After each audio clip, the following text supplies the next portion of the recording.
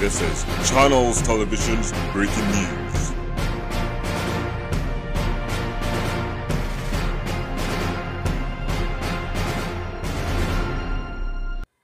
Good morning, Luzon, Visayas, Mindanao, pati ang ating mga OFW. Welcome po sa ating channel, Tubig Panggatong.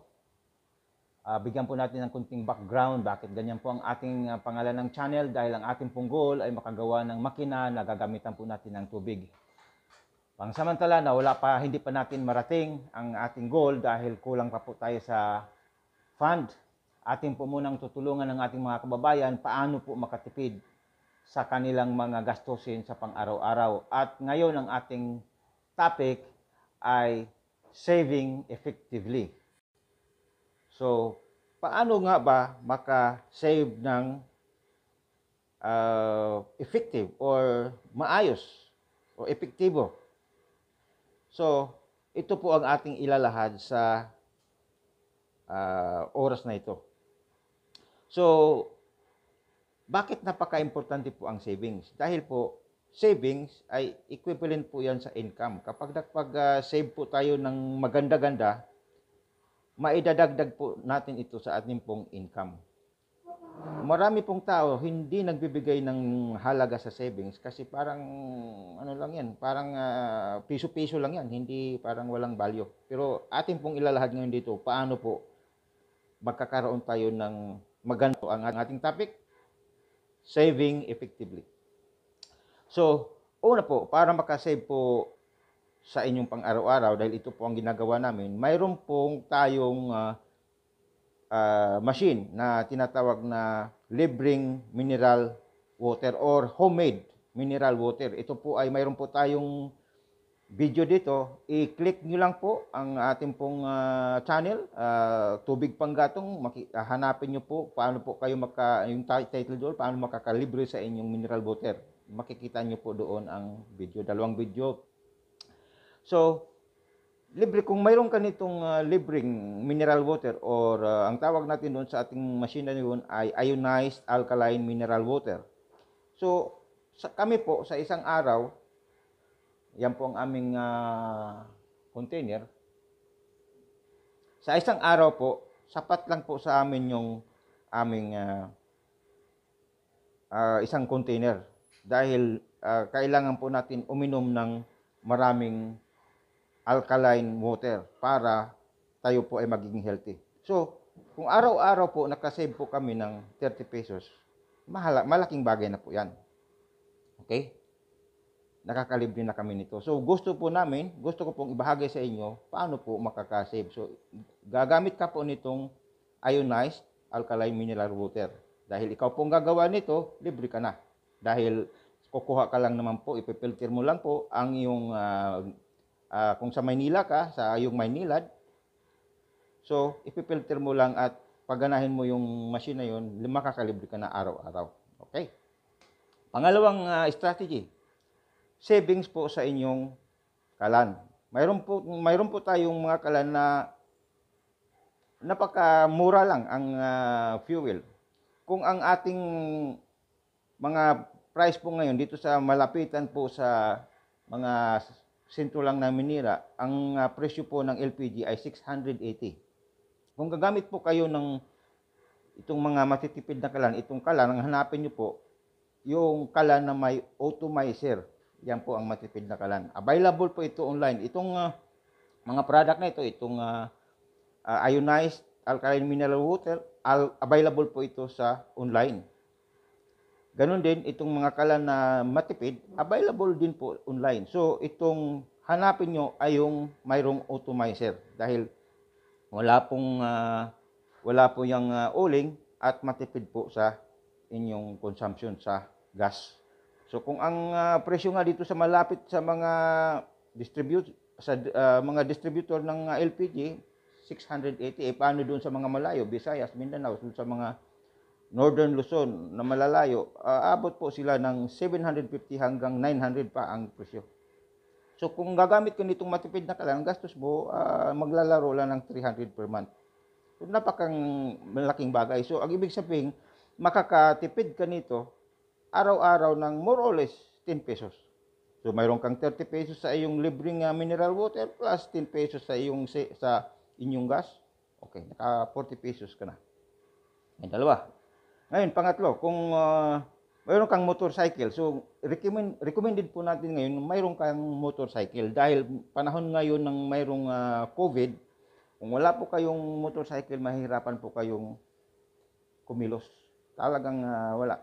Hindi mo mapuntahan ang iyong mga or kung mayroon kang bibilhin na mga importanteng bagay o may mga emergency, hindi ka makakapunta dahil wala pong available na kung magpipila po kayo or mag-special po na mga tricycle, mahal at matagal ang biyahe. So, aabutin ka ng siyam-siyam, hindi ka makakarating. So, recommended po, mayroon po kayong motorcycle. So, ngayon, doon sa motorcycle, mayroon din po tayong available na fuel saver sa motorcycle. So, halimbawa, pang service nyo lang po ang motorcycle. So, hindi ka gaano gumagamit ng fuel. So, ilagay po natin na 10 pesos po ang iyong saving. Gagamitin nyo po ang fuel saver po sa yung mga tricycle na namamasada po, ay mas malaki po ang savings dun. So, ilalagay lang po natin na pang service nyo lang po, 10 pesos po ang iyong savings. So, mayroon ka na ngayong mula doon sa 30 pesos na sa mineral water na libre mo, nakasave ka sa iyong pangluto na kalan. Mayroon kang 10 pesos at doon naman sa motorcycle, minimum, average, halimbawa, 10 pesos. Totally, sa tatlong kagamitan ito, halimbawa, makakasave ka po ng 50 pesos. Okay. Bagay na po yan. Sino pong makapagbigay sa atin ng araw-araw? Kasi araw-araw naman po tayo umiinom, araw-araw po tayo nagluluto, araw-araw po tayo nangangailangan mayroon po tayong lakad o lalo na kung pumapasok sa opisina. Ngayon, pang-apat, yung soft drinks, yung soda drink, wala pong maidudulot sa katawan yan. Ang maidudulot lang po niyan, sakit, dahil yan po ay mataas sa sugar. So, tanggalin mo yan. Tanggalin mo yung soda drink ngayon. Ngayon yung presyo ngayon ng 1.5 liters, kung isang family, siyempre hindi ko yung magkakasya sa maliitan lang. So, halimbawa 1.5 liters ang bibilhin mo.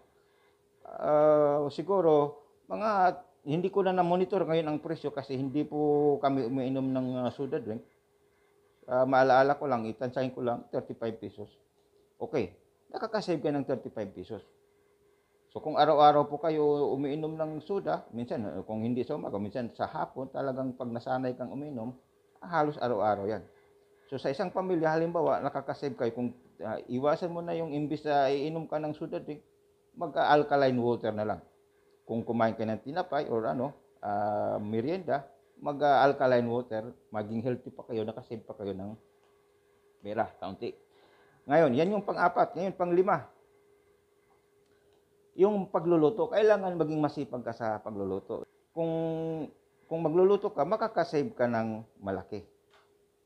Ang number one dyan sa pagluluto ng sarili ay yung mas masarap at mas malusog or healthy ang iyong pwedeng lulutuin dahil lalagyan mo ito ng mga gulay, yung sitaw, talong, okra, o talbos, malunggay, yung masarap na kung ano ang gusto mong kakainin na masustansya, maluluto mo. So, iwas sakit. Plus, makakasave ka ng malaki. Kasi kung bibili ka lang lagi ng mga ready-made, anong mabibili mo dyan sa ready-made? Puro baboy yan. Baboy. Kung ang daming lutong klase, may adobo, may mga apritada. Lahat maraming klaseng luto, puro baboy. Kaya manok. Mayroong minsan isda, mayroong prito. So, puro ganon. So, at tapos, yung presyo niyan mahal. Ang average niyan, kahit sa mga tabi-tabi, 40 pesos yan minimum. Ay kung 5 kayo or 4 sa bahay, order ka lang ba ng 2 order? Hindi mo kasi yun. So, sa 2 order pa lang, 80 na kaagad. Ngayon, 3 beses kakain. So, siyempre, lugi. Kung magluluto ka, minsan sa umaga or hapon, kailangan mo lang torta ng itlog or kaya yung sardinas, haluan mo ng itlog at mayroon kang kamatis, libre na. O kaya pritong isda, sabayan ng kamatis, libre ka na sa masarap na pagkain mo. So, ang laking savings. So, ilagay lang po natin, minimum, 50. So, ngayon, mayroon ka na kaninang na-save sa pamagitan ng paggamit mo ng mga devices. Itong sa mineral water, mayroon kang 30 pesos. Doon sa gas mo, makasave ka ng halimbawa 10. Doon sa motor mo ay nakakasave ka halimbawa ng 10. Mayroon kang 50. So, ngayon, additional, mayroon ka ditong 35 pa uli sa yung soda drink na iniwasan mo na, tinigilan mo na yung pag-inom ng nakakapagbigay ng sakit. Pagluluto mo, minimum savings, 50 pesos. So, nagtutotal na 135 pesos. Sino bang magbibigay sa atin ng 135 pesos per day? Ngayon, dahil araw-araw naman tayo, lahat ito, pagkain, pagluluto, bibiyahe, basic ito na pangailangan. Kaya araw-araw talaga magagastos mo ito. Kung isi-save, magsisave ka nito, araw-araw ka nito may savings. So ngayon, ilagay po natin ito sa alkansya or anong lalagyan po natin, doon po natin itatago. So mayroon kang 135 pesos per day. Ngayon, ilagay lang po natin i-average po natin 30 days per month. Okay. I-multiply po natin itong 135 pesos sa 30 days a month. Magkano inabot? 4,050 per month. Okay? 4,050 per month. Ngayon, kung magiging disiplinado ka, itong 4,050 pesos, i-multiply po natin ito ng 12 sa isang taon. Magkano inabot? 48,600 pesos sa isang taon. Pero granted, ang given dito, kailangan maging disiplina po tayo. Kasi ito, wala naman ito eh. Kumbaga, waste na ito. Dahil ginagastos mo ito, wala namang parang walang halaga lang. Pero kung maging disiplinado lang, araw-araw, disiplina talaga, naka-save ka ng per month na 4,050 and then sa isang taon, dahil porsigido ka consistent ka sa inyong pagsisave, umabot ng 48,600 pesos sa isang taon. Napakaganda na yan. Ngayon, halimbawa, tinabi mo lang, nilagay mo lang sa bangko, ay bangko naman, napakalit lang ng tubo. 2%, 4%, walang halaga. Napakakunti lang. So, ilagay lang po natin na hindi na tumubo yon. Tinabi mo lang. Naging consistent ka for 5 years. Umabot ng magkano? 243,000 pesos. Sa 5 taon na parang habit mo lang. Naging habit mo lang na maging matipid. 243,000 pesos ang iyong na-saving sa 5 taon. Napakalaking bagay na yan. Pwede ka nang makapagnegosyo na ng mga simpleng negosyo. Ngayon, halimbawa, okay, ituturo po natin paano ito tutubo ng mas malaki. Ang recommended ko, dahil nakapagsubok po ako nitong mutual fund, napakaganda po nitong mutual fund kasi tutubo itong pera mo, pag doon mo ilagay sa mutual fund, napakaganda po ang tubo dito. Dahil every month tutubo yan. Dahil i-invest nila yan, iba-ibang mga kumpanya sa mga iba-ibang establishment, doon sa mga real estate, banks, mga fast food na mga booming, maraming fast food. So i-invest nila doon yan. Lalo na ngayon down, and then babalik yung mga business na yan. So tutubo yung pera mo, lalo ngayon kung nai-invest ngayon nag-umpisa ka ngayong magbigay dito sa maghulog dito sa mutual fund, tutubo yan, malaki ang tubo diyan sa pera mo.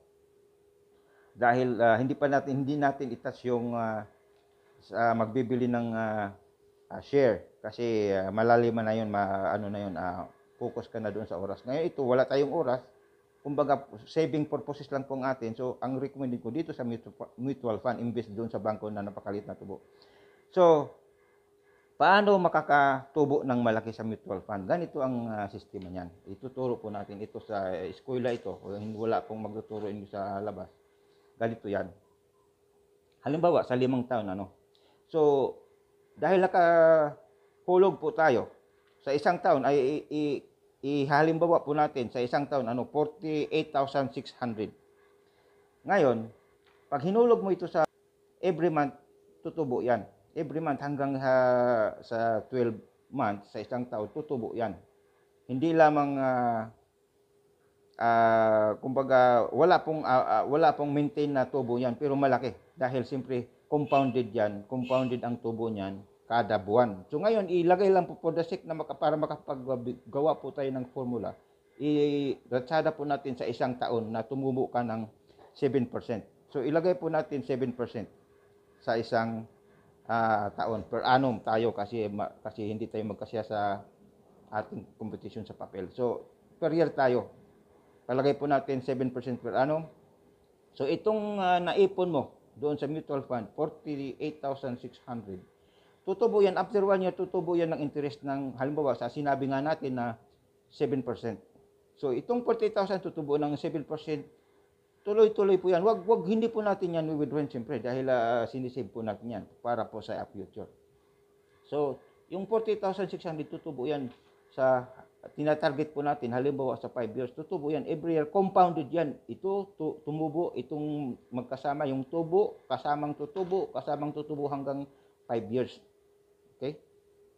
Ngayon, sa unang taon yan, pagdating ng unang taon, naghulog ka na naman uli ng 40,600. Ito na naman uli ay tutubo hanggang pagdating dito, so naka-4 na beses na tubo siya. Pagdating sa pangalawang taon, nagbigay ka na naman uli. So umabot ka naman uli ng amount mo sa pangalawang taon ng 40,600. Hinulog mo naman uli sa iyong account doon sa mutual fund. Ganon, every year, ipagpapalagay po namin, although monthly ang paghulog mo doon, yung nga sinasabi nga lang po natin, kasi pag monthly, napakahaba po. So ginawa lang po natin ng yearly.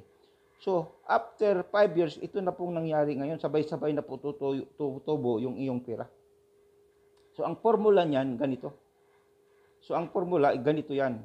Yung amount mo, principal mo, 40,600, plus 1.07, yung 7 ay yan yung interest. So, 5 years to the power yan, to the power ang kanyang formula. Ganon din dito sa pangalawang hinulog mo, ay pang-4 lang na taon ang inabot, to the power of 4. Ngayon, hanggang dito, sa last na pagdating sa 5 years, naghulog ka ulit, wala simpre actual amount lang ngayon yan. Ngayon, amount niyan na inabot sa bawat isa niyan ay ito po. Ito po ang amount niyan. Okay? So, ang bawat isa niyan, ayan po ang inabot. So, yung 5 years, okay, 48,000, ang inabot niya, to the power of 5, 68. So, yung 48 mo, nagiging 68,164. Yung to the power 4, okay, ang 48 mo, nagiging 63,704. Ang to the power 3, umabot ng 59,537. Ang to the power 2, or to the power squared, ang 48 mo ay umabot ng 55,642. At itong isang taon lang ang tinubo ay umabot ng 52,002. And then yung hinulog mo sa last, sa panglimang taon ay wala naman siyang tubo. So actual amount lang siya. Ngayon, tinutal mo ang lahat. So compounded yan. 48 kada taon ang hinilagay mo, umabot ng 347,649. Kumpara mo, kung hinulog mo lang ito sa bangko, okay, kung hinulog mo lang ito sa bangko, so kung hinulog mo yan, multiply lang po natin, okay, yung 48,000, multiply lang po natin ng 5 years, yan lang, 243 lang, more or less doon sa bangko kasi 2% wala namang konting-kunti lang. Kung igawin mo rin yung time deposit, tutubo rin ng kaunti. So yan, napakaganda. So umabot ng 347, kumpara mo, 243 against 343. Tumubo ka ng 100,000. Napakaganda dito sa mutual fund. Ito ay projected po ito.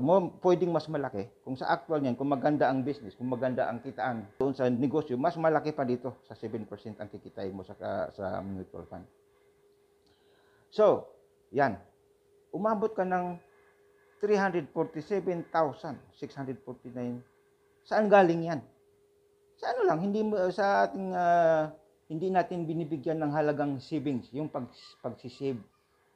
Ha? Mula lang yan sa mineral water mo, mula lang sa paggamit mo ng matipid na kalan, sa yung pagsisave mo sa iyong motorcycle, iniwasan mo lang yung soft drinks, imbes soft drink, gumamit ka lang ng ano na lang, mineral water na lang, yung ionized water, yung libre.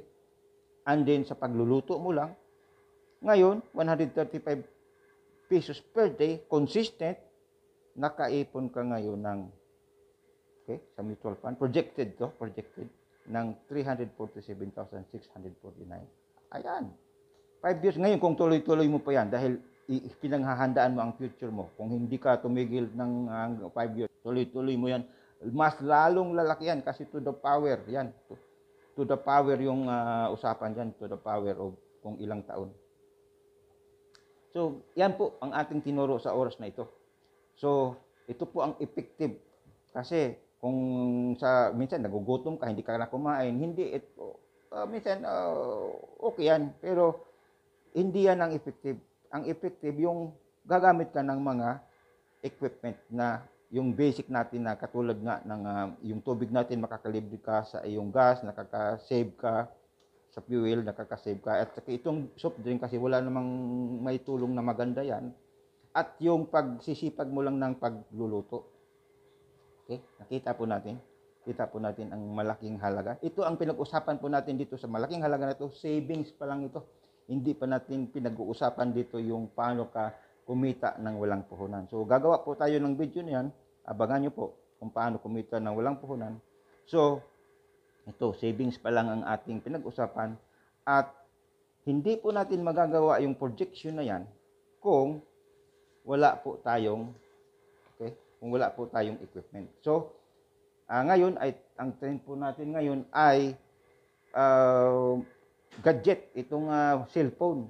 Panahon na ngayon sa YouTube, panahon ngayon sa mga FB, panahon ngayon sa Instagram. So dapat huwag kang magpapahuli. Kailangan marunong kang mag-YouTube, kailangan marunong kang gumawa ng video. So gagawa ka ng sarili mong account. Huwag kang magpapahuli kasi kung magpapahuli ka, maging sa lumang panahon ng iyong buhay, may iwanan ka na behind. So ngayon, magkakaroon ka ng sarili mong account. And then, para maging masaya ka, and then, makakatulong ka sa iba kung itong video na ito. Dahil kung nakita mo na makakatulong ito, i-download mo ito, and then, i-upload mo din sa iyong sariling account para makatulong ka sa ibang tao. Kasi itong ating pong tinuro dito, wala po ito, hindi bihira po natin ito makikita sa mga ibang mga video. Kasi yung iba, paporma-porma lang o mga chismis na wala man namang pakinabang. Ito, nagtuturo tayo paano tayo umunlad o paano tayo matulungan sa ating mga problema. Lalo na katulad ng ganitong topic na pagsisave. Pero hindi po natin magagawa ito kung wala ka po nitong kagamitan ito. Kung hindi ka makalibre sa iyong mineral water, hindi ka nakakatipid sa iyong kalan, hindi ka nakakatipid sa iyong fuel sa inyong sasakyan o sa motor, hindi mo magagawa yan. Kasi paano hindi ka makakasave sa iyong pagluluto kung mahal pa rin ang iyong gas. Okay?